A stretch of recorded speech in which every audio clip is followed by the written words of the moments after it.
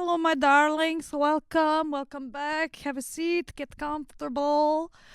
Welcome back to episode 3 of my podcast, as of yet unnamed. Put name suggestions in the comments.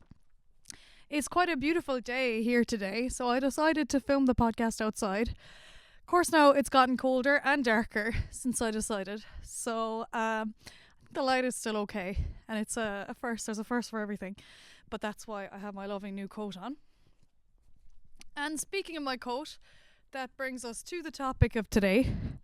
I visited my sister last weekend in London, and which was great. And while I was there, I visited the British Museum.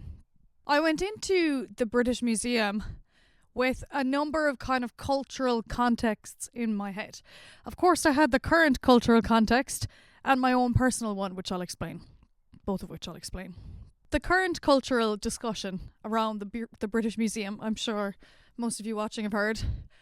Kind of since 2020, the discourse has been a little bit about the things in the museum that are stolen or perceived to be as stolen from generally colonised countries or countries the British were trading with at the time of establishment of the museum and the filling up of it.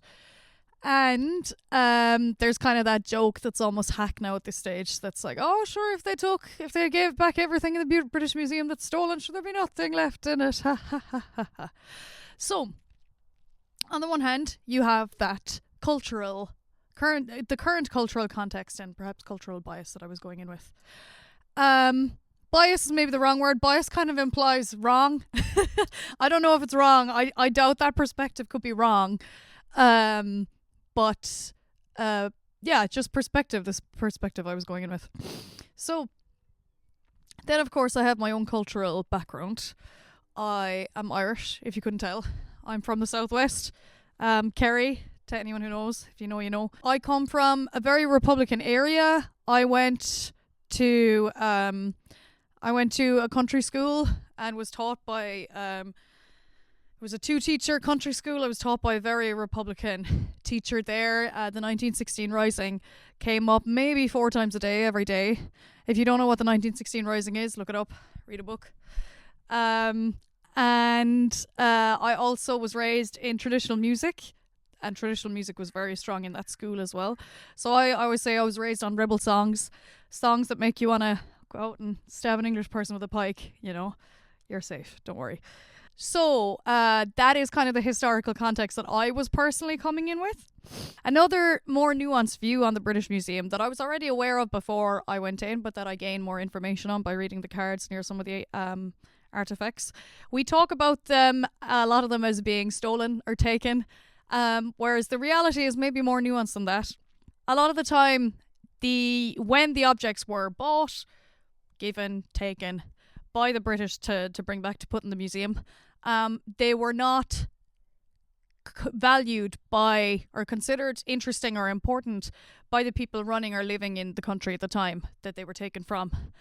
So one example is the Elgin marbles, which is the incredible frieze and statues that were taken from the Parthenon in Athens. Greece was under Ottoman control at the time, and the Ottomans didn't give a shit about Greek culture because I guess they had, this was a country they had colonised. They weren't interested in their culture. About 100 years beforehand, in 1687, they were in a war and they were storing ammunition in the Parthenon, and who'd believe it? It went off.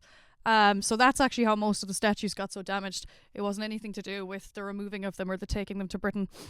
So then 100 years later, 1799, I think, Elgin asked the Ottoman Sultan if he could take some of them, and the Sultan was like, yeah, whatever you want. So what was I mentally thinking going in there? I was very aware of my own biases, and I did really want to go in and have a nice time, you know, to see really incredible things, because I knew there would be incredible things there, and learn a lot, and I wanted to kind of see it as a place of learning. There's the sun now, there's the golden hour. So let's start with my visit. So I went there on a Sunday, and I started in Asia, in the Asia section. So I began in China, which is one side of the room. It was absolutely incredible. Like, the stuff I saw there was just amazing. and it was so old. It just blew my mind how you have this incredible painted scroll or carved Buddha or monk or something, you know, in gold or in jade or something from like the 1400s, when most of Europe, well, not Europe, but Ireland and England anyway, was just kind of poking each other with sticks. You know, it was not an advanced time. So it made me think a little bit about the nature of empire. Empire, up until now, has always existed. Nearly every civilization throughout history has had an empire of some kind. The British Empire just happens to be the most recent one. So it's the one whose crimes we discuss and hold on to the most. And we should, you know, we should remember. There's still people alive who remember these crimes. But I've also been thinking a lot lately about the global swing to the right and how we on the left can combat it and try and coax some of these more moderate people back onto our side. You know, what has happened that has caused this? And I think part of one way is not castigating the people of today for the crimes of the past. It's possibly more of an online thing than a real world thing. But I'm starting to find the modern thing, oh, the English this and the English that, you know, which we do it here. It's fine when it's a joke. Jokes are all well and good. We love a joke. But I do think it's unproductive, and I think it can be applied to more than just the British Empire. But this tendency we have now in the modern day to castigate groups of people whose ancestors maybe did horrendous things against another group of people. And this is coming from me as an Irish person. I don't think it's productive. I don't think it's productive because every person is a different person. So I was starting to soften up a little bit after my meditations on empire, and then I went into the next room, which was called the living and dying section, and it featured a lot of artifacts from historically oppressed cultures such as the Maori people or Amazonian tribes, and this kind of re-radicalized me against the British Museum. So one of the centerpiece really of that room is a moai head, which is those Easter Island heads. Easter Island is off the coast of Chile. There's actually, Easter Island is the colonial name. There's actually a new name for it that the locals call it. I'm going to have to put that on screen because I don't know. I can't remember it offhand. So this Easter Island head there is there. And they have a plaque up, again, explaining the head and the story around it. So again, the heads were starting to fall apart. The moai was starting to fall apart. And the Brits went, oh, we better protect this. And they took them.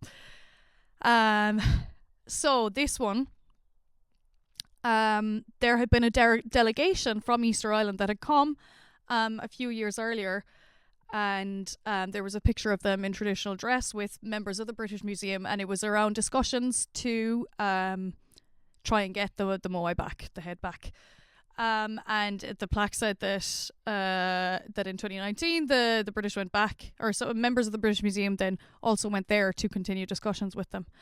And just looking at the picture of them in their beautiful traditional garb, it made me quite emotional.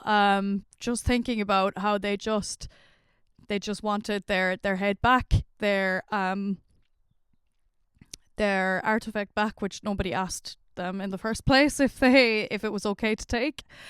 And it got me thinking about how I think the real wrong of the museum and of these places and these artifacts is that it's more than just a historical artifact to them. It means something to them. It's a piece of their culture which was almost destroyed. It holds religious and cultural significance. It's kind of a living being to them. It's not just something that's interesting because it's old. And that's kind of the wrong, I think, of the British Museum and artifacts around it. For the museum, the intention is noble. They see this piece of history and they think, and maybe nobody's taking care of it, and they think this needs to be preserved, and maybe they take it away and they preserve it. And that's pretty maybe a good thing, pretty unequivocally a good thing, but I don't know if it would have been left to founder outside of that. But the issue is now, in this day and age, when these cultures are asking for it back, this is more than just a historical artifact to them. I then went down to the Africa section, which had a lot of incredible stuff. There was another example of kind of, can you mind this for us, and then not giving it back thing. There was an ancestral screen from Nigeria, from the Kalahari tribe, Kalabari, sorry.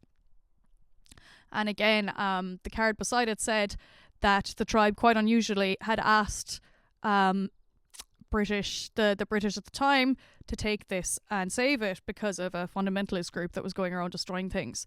But they probably didn't mean for like 100 years. It was probably assumed that they would give it back, you know? So again, that's another kind of complexity on the issue. I finished up then in the standard sections. I went to ancient Egypt, which was staggering. The large elements downstairs were absolutely incredible. The mummies upstairs really disgusted me. It's been discussed before where people were saying these are dead bodies, and I kind of felt like that going in there.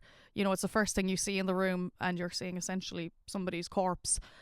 And I felt it was a little bit clinical, to say the least. And I finished up in ancient Greece, and I went downstairs to see the Elgin marbles, which were just as staggering as I thought.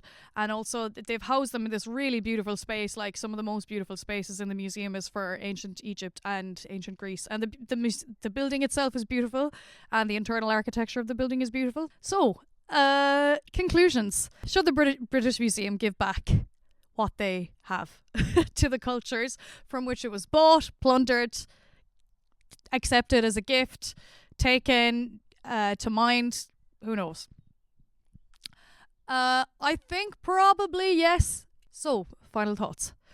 Should the British Museum give back the artifacts they plundered, bought, accepted as a gift, took to mind from the cultures or countries they were taken from?